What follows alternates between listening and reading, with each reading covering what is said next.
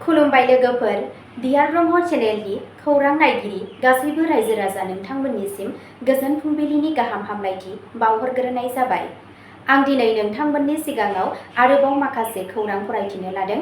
आसा खालामो नोंथांमोनहा खौरांखौ खोनासंनानै मोजां मोनगोन। दिनैनि गाहाय रादाबफोराव दङ बड'लेण्ड पिपल्स फ्रन्ट (BPF) आ आसाम बिधान सभा बिसायख'थिनि मेनिफेस्ट' फोसावबाय। हाग्रानि मैखुन जानायनि उनाव सा 11 सुबुंफोरा लोमजादों। MP रोनगोरा नार्जारिया BPFखौ नोजोर होदों, आयेन आरो आब्रुथिनि जेंनाफोरखौ दैखांदों। आसामाव NDAनि देरहानायखौ फोथायनानै हाग्रामा महिलारिया BTRआव सुइप जानायनि इयुन रादाब होदों। बिसायख'थि आय'गआ MCCनि सिङाव गोख्रों बिथोन होदों। 2.3 लाखनि बांसिन भट होगिरिफोरा न'आव भट होनायनि सुबिदाखौ बाहायगोन। नेभि टेकनिशियानआ आइजोखौ बुथारना गोथै सोलेरनि अंगफोरखौ फ्रिजआव सोनानै दोनदों। दानिया फैदो आबुं रादाबाव। गिबि खौराङावनो दङ बड'लेण्ड पिपल्स फ्रन्ट (BPF) आ आसाम बिधान सभा बिसायख'थिनि मेनिफेस्ट' फोसावबाय।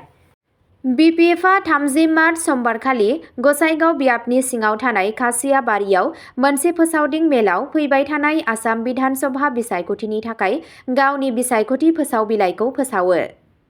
बे फोसाव बिलाइखौ BPFनि आफादगिरि हाग्रामा महिलारिया फोसावो।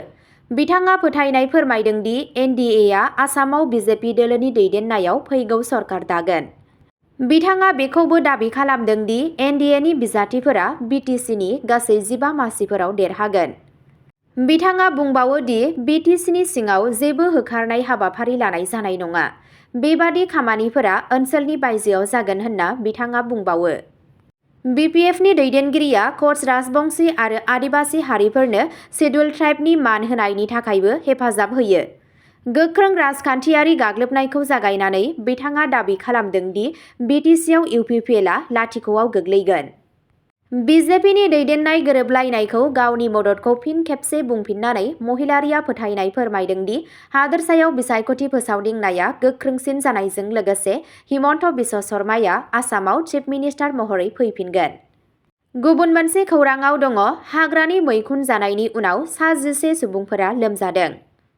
सदियानिफ्राय जानाय मोनसे दुखुनांथाव जाथायाव हाग्रानि मैखुन जानायनि उनाव उन्दै गथ'फोरजों लोगोसे खमैबो सा 11 सुबुंफोरा लोमजायो। खौरां मोन्नाय बादिब्ला खहा जाजानाय गासैबो सुबुङा रुक्मिणी देउरि गामिनि आरो बैसोआ 2 निफ्राय 60 बोसोर बैसोनि गेजेराव दं। बेरामनि लैखोन नुनायनि उनाव बिथांमोनखौ सदिया सिभिल हस्पिटालाव लांनाय जायो। डक्टरफोरा मिथिहोयो दि दासान्दि गासैबो बेरामिफोरा दिदोम दं आरो खाथिनिफ्राय नोजोर होगासिनो दं। दासिम रावबो सुबुंनि जिउ खहा जानायनि खौरां मोन्नाय जायाखै। सावस्रि मावख'गिरिफोरा सुबुंफोरखौ हाग्रानि मैखुनखौ जानायनिफ्राय गोजानाव थानो सांग्रांथि होदों, मानोना माखासे रोखोमफोरा थि सिनायथि गैयालासे बिस गोनां आरो गिख्रंथाव जानो हागौ। थामथि खौराङाव दङ MP रोनगोरा नार्जारिया BPFखौ नोजोर होदों, आयेन आरो आब्रुथिनि जेंनाफोरखौ दैखांदों। फैगौ बिधान सभा बिसायख'थि 2026 नि गेजेराव रायजो सभानि MP NPLनि बिजाथि कमल सिंह नार्जारिनि मददाव बिजनीआव फोसावदिंदोंमोन। बिथाङा काभाटिका गामिजों लोगोसे गोबां सुबुं जथुमफोराव बिबुंथि लाखिदोंमोन आरो गोबां सुबुं थुबुरमा नुजाथिगोन होनना दाबि खालामदों। गावनि बिबुंथिनि समाव नार्जारिया बड'लेण्ड पिपल्स फ्रन्टखौ सोंखारिनानै गावनि खुंथायनि समाव गाज्रि खुंथाय आरो आयेन आब्रुथिनि जेंनाफोरा बांबोगासिनो दं होनना अजद होयो। लोगोसे जौ लोंनाय, भां लोंनाय आरो जुवा गेलेनाय जाथायफोरा बांबोगासिनो दं होननानैबो बिथाङा दाबि खालामदों। बिथाङा बुंबावदों दि अरब कुमार दे, खलिलुर रेहमान आरो डिम्बेश्वर बर' बायदि बिजाथिफोरखौ भट राननो थाखाय सोलो बादियै गसंनाय जादों। ब्रैथि खौराङाव दङ आसामाव NDAनि देरहानायखौ फोथायनानै हाग्रामा महिलारिया BTRआव सुइप जानायनि इयुन रादाब होदों। 25 मार्चखालि BPFनि आफादगिरि आरो BTCनि गाहाय मावफुं सोद्रोमा हाग्रामा महिलारिया गोख्रों फोथायनाय फोरमायदों दि नेशनेल डेम'क्रेटिक एलायन्स NDAआ आसामाव फैगौ सरकार दागोन। 4 नं दोलोनि बिजाथिफोरनि मददाव फकिराग्रामाव मोनसे गिदिर बिसायख'थि हानजायाव बिबुंथि लाखियो। बावखुंग्रि आरो 5 नं परबतझरा बियाबनि गोबां सुबुंफोरा बे मेलाव बाहागो लादोंमोन। महिलारिया दाबि खालामदों दि फैबाय थानाय बिधान सभा बिसायख'थियाव एनडिएआ 100निबो बांसिन मासि मोननो हादों। खौसेथिनि सायाव नोजोर होनानै महिलारि बिथाङा बुङो दि मुसलमानफोरजों लोगोसे गासै धोरोम आरो हारिफोरनि सुबुंफोरा ओनसोलाव गोजोन, गोरोबलायनाय आरो गासै जौगाखांनायखौ थि खालामनो थाखाय एनडिएनि फारसे भट होगोन होनना मिजिंथिदों।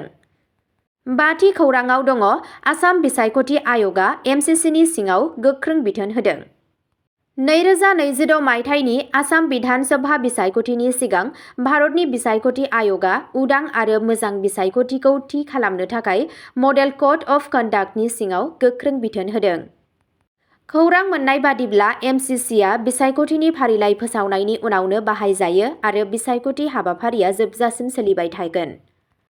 बे बिथोनलाइनि गेजेरजों राजखान्थि दोलो आरो बिजाथिफोरखौ भट बिनो थाखाय धोरोम, हारि एबा हारियारि आबेग बाहायनायनिफ्राय होबथानाय जादों।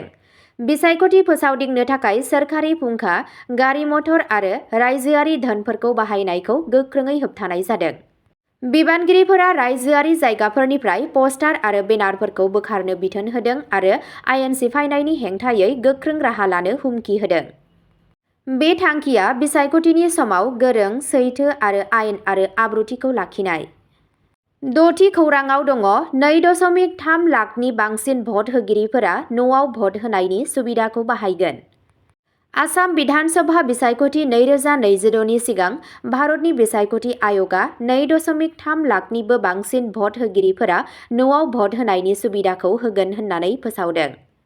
खौरां मोन्नाय बादिब्ला बे सुबिदाया गुबैयै 85 बोसोर बैसोनि बैसोगोरा भट होगिरि आरो बेंगुरा सुबुंफोरनि थाखाय, जायनि थाखाय बिथांमोनहा गाव गावनि न'निफ्राय पस्टेल बेलटनि गेजेरजों भट होनो हागोन।